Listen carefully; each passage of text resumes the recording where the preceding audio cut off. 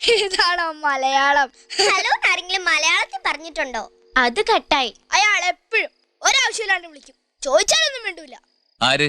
ആ കട്ടായി. കടിച്ചു പിടിച്ചിരിക്കാതെ ഒന്നുകിൽ നീ അതങ്ങടെ ഇറക്ക്, അല്ലെങ്കിൽ പൊതിഞ്ഞു കെട്ടി നിന്റെ അമ്മയ്ക്കോ ആങ്ങളമാർക്കോ അയച്ചു.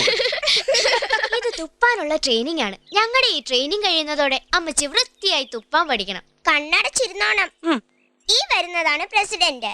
പ്രസിഡന്റ് എടുത്തുന്ന് വരുമ്പോ അമ്മച്ചി വലത്തോട്ട് തുപ്പണം. കേട്ടോ? വരൂ ശിവമകനെ. റെഡി 1 2 3. ഓം പ്രസിഡന്റായ നമഃ. വരൂ.